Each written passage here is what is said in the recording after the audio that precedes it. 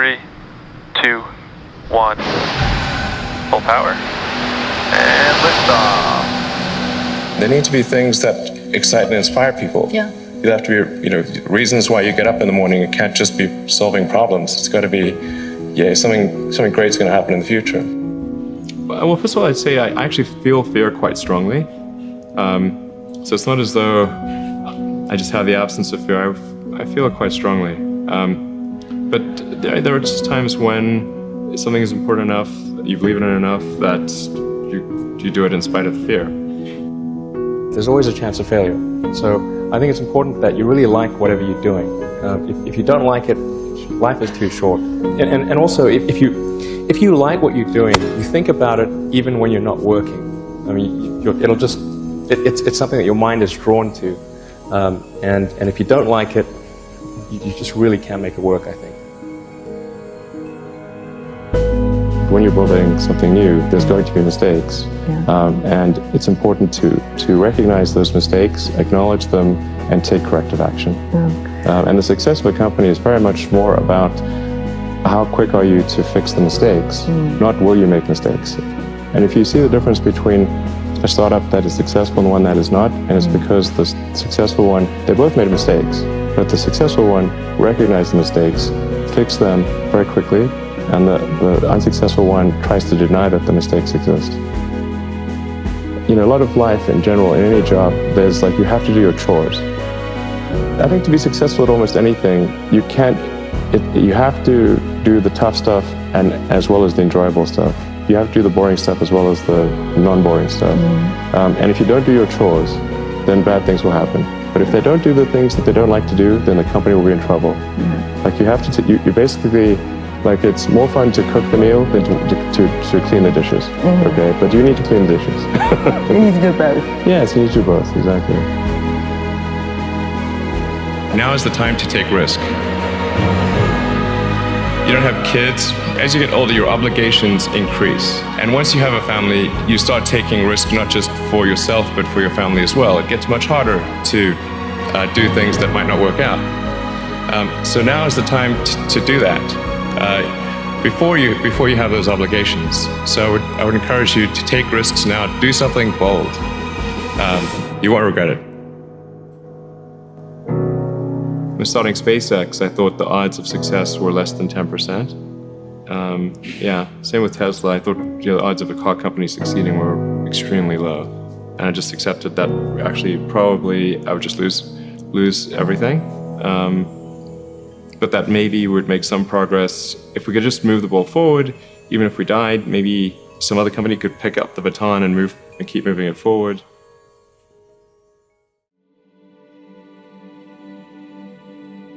First of all, I really need to give some thought to how can I provide advice that would be most helpful? And I'm not sure I've given enough thought to that to give you the best possible answer. But I think certainly being focused on something that you're confident will have high value to someone else, and just being really rigorous in making that assessment. A natural human tendency is wishful thinking. So a challenge for entrepreneurs is to say, well, what's the difference between really believing in your ideals and sticking to them versus pursuing some unrealistic dream that doesn't actually have merit? And that is a really difficult thing to tell. Can you tell the difference between those two things? Right. So you need to be sort of very rigorous in your self-analysis. I think certainly extremely tenacious,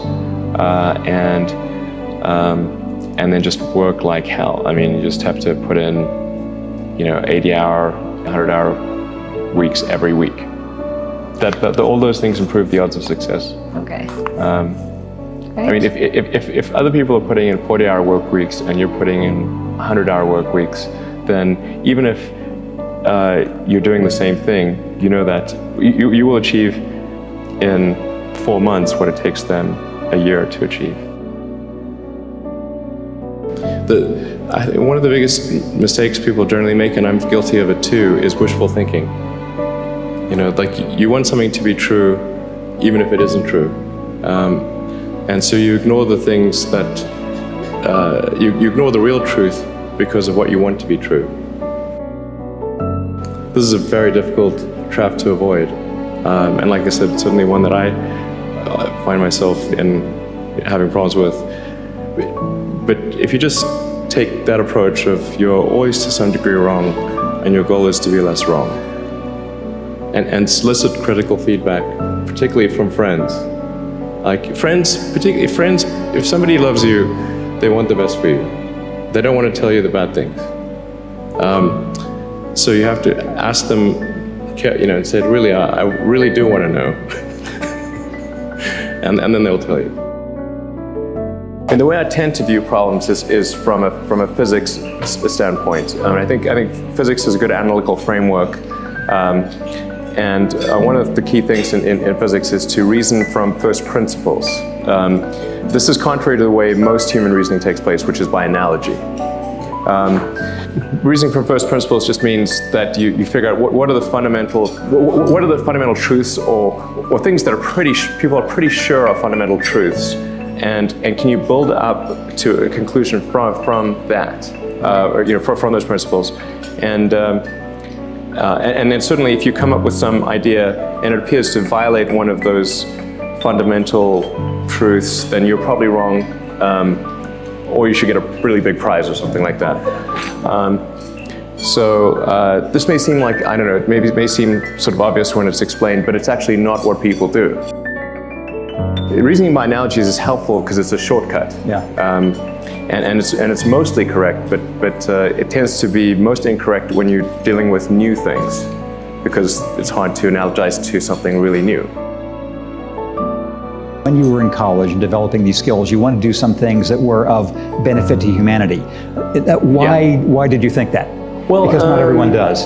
Yeah, no, I guess it was, I had sort of an existential crisis of like, what does it all mean, and what's the meaning, what's the meaning of life, and it probably goes back to high school, I guess. I don't want to give a laboriously long answer, but I was, I had sort of a dark childhood. It wasn't good.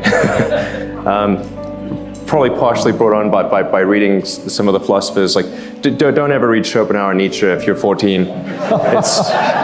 It's not good. I was just trying to figure out what does it all mean. And when I read The Hitchhiker's Guide to the Galaxy, which I think is a great work of philosophy, that sort of highlighted the point that very often the issue is understanding what questions to ask. And if you can properly frame the question, then the answer is the easy part.